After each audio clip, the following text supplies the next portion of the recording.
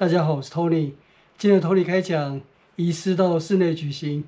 因为台风来了，所以我没办法在我家公寓顶楼户外开讲。我今天要继续讨论的主题是中华民国在台湾1955年、民国44年的历史。在前一年的年底，1954年12月3日，中华民国与美国签订中美共同防御条约，双方建立军事同盟的关系。台湾有事，就是美国有事。不过，这个条约界定的中华民国领土仅包括台湾及澎湖诸岛，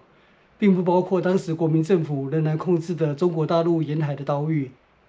中美共同防御条约签订不到1个月，1955年1月18日，共军就对这一个条约做出回应，进攻国民政府仍然控制的一江山岛，史称一江山岛战役。一江山岛在哪里呢？就位于浙江省台州市的外海，面积只有 1.2 平方公里，还不到台湾宜兰桂山岛的一半面积。但是一山江岛位于大陈岛的北方，当时政府仍然控制大陈岛，所以一江山岛是防卫大陈岛的战略要地。如果一江山岛沦陷，那么大陈岛就会直接陷于共军火炮的射程范围内。当时王生明上校率领720名国军驻守一江山岛。1月18日，共军先以炮火及战机轰炸一江山岛，接着数千名共军登陆。王生明与守军坚守3天，最后王生明壮烈殉国。当时王生明向上级传达的最后遗言是：共匪距离我50米，只剩下1颗手榴弹给自己。一江山岛战役爆发后，由于美军不愿意介入，而一江山岛距离台湾将近400公里，国军也难以单独救援。而一江山岛失守后，大陈岛也面临防御的压力与危机。当时美国总统艾森豪即向蒋介石总统建议从大陈岛撤军，并表示愿意派遣美军协助撤退。蒋介石总统衡量局势，认为大陈岛势不可为，于是同意美国的建议。美国因此透过外交管道联络苏联，警告中共，在美军协助大陈岛撤退期间，共军不得采取攻击行动，所以很顺利地将大陈岛的军民撤退来台。当时大陈岛的居民有将近2万人，带着家乡的神明，追随政府一起撤退到台湾。而这些来自大陈岛的居民就被称为大陈义胞，被政府安置在台湾各地。2月5日，国军也主动弃守镇江省温州市外海的南极岛，将部队撤退来台。从此，国军丧失在浙江省沿海的所有据点，仅控制福建省外海的金门及马祖列岛而已。一江山岛战役后，蒋介石总统亲临一江山岛阵亡将士追悼会，台湾各地也立有一江山岛阵亡将士纪念碑。而大陈岛的居民来台后，安置在台湾各地，其中宜兰就有4个地方。而我这些年在宜兰旅行，也先后造访了宜兰这4处大陈岛移民村，分别是苏澳的月明新村、壮围的仁爱新村、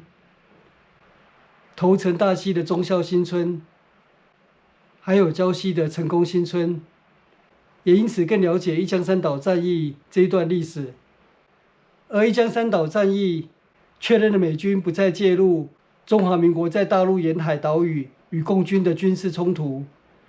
这是很大的一个转变。因为在过去几年，美国的军事情报人员曾经进驻中华民国所控制的大陆沿海这些岛屿，而且还曾经策动对中国大陆沿海发动突击战及骚扰战。我们就来回顾一下这段历史。这是因为1950年6月25日韩战爆发后，10月25日中华人民共和国介入韩战，派遣志愿军越过鸭绿江，大举向联军进攻，使得以美军为主的联军陷入苦战。当时美国为了牵制中共在朝鲜半岛的兵力，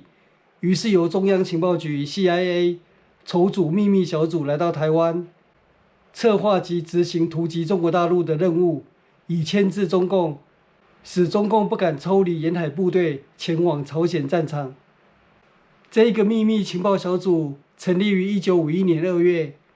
登记为西方公司，表面上是一家贸易公司，事实上是由70多位美军所组成的军官团。1952年10月11日，在西方公司策划下，国军发动南日岛战役，进攻福建省莆田市外海的南日岛，占领3天后，国军迅速撤退。接着在1953年2月13日，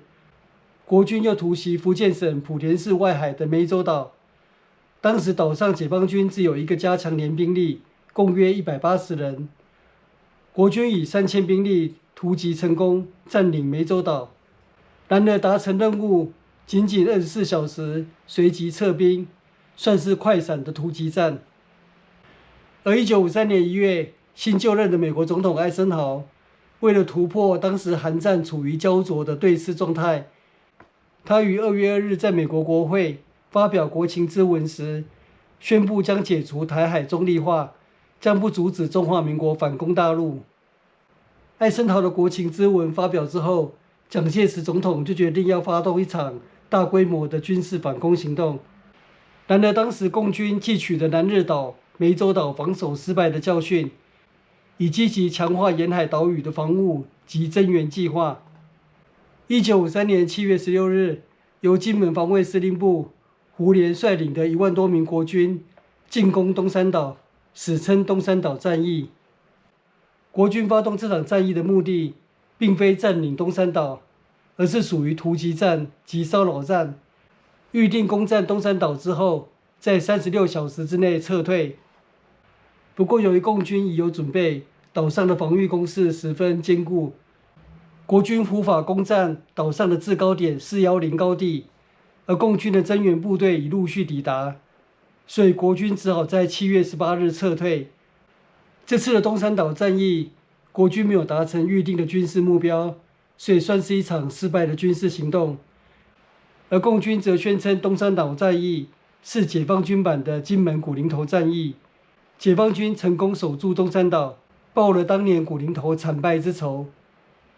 东山岛战役结束9天之后，1953年7月27日，韩战停战协议签订，韩战结束。而随着韩战结束，美国也转变政策，不再支持国军在中国大陆沿海的军事行动，转而建构西太平洋第一岛链对共产主义的围堵战略。在这样的背景之下，1954年12月3日，中华民国与美国签订中美共同防御条约，台湾及澎湖列岛从此获得美国的军事保护。然而，也因为中美共同防御条约所界定的中华民国领土，并不包括国军仍然控制的大陆沿海岛屿，因此共军随即发动一江山岛战役，导致国军从大陈岛及南极岛撤退，而丧失在浙江省外海所有的军事据点。东山岛战役是国军最后一次对中国大陆的军事行动，由于损失惨重，蒋介石总统从此以后不再使用正式编制的部队对大陆进行袭击。1955年一江山岛战役之后，外岛的金门、马祖局势也变得险峻，因为金门、马祖若遭到共军攻击，美军并不会介入。然而，共军并没有接着对金门、马祖展开军事行动，主要的原因并不是因为金门、马祖防御工事坚强，共军攻击会付出惨痛的代价。如果以中共介入韩战与美军抗衡的惨重伤亡相比，当时毛泽东当然不会害怕伤亡惨重而不敢进攻金门、马祖，而是基于整体的战略考量而做出不攻打金门、马祖的决定。因为共军想要攻占台湾，最大的战略目标是澎湖，而不是金门或马祖。而当时台湾在金门及马祖部署的兵力超过10万，相当于1/3的陆军兵力，而且都是精锐部队。所以如果共军成功的攻占金门、马祖，那么国民政府会将金门、马祖的部队撤回到澎湖及台湾，那么反而会增加共军攻打台湾的困难度。更何况当时美国与台湾已经签署共同防御条约，共军也无力渡过台湾海峡攻打澎湖或台湾。而当时国民政府显然也无力单独反攻大陆，即使曾经成功占领南日岛、湄洲岛，也不愿意长期固守，只是骚扰战而已。而当时美国执行台湾海峡中立化的政策，以及国际社会仍在发酵的台湾国际地位未定论等主张，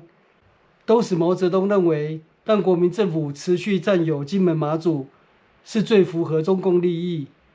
可以深化台湾与中国的连结，而视台湾问题为中国内战的延续。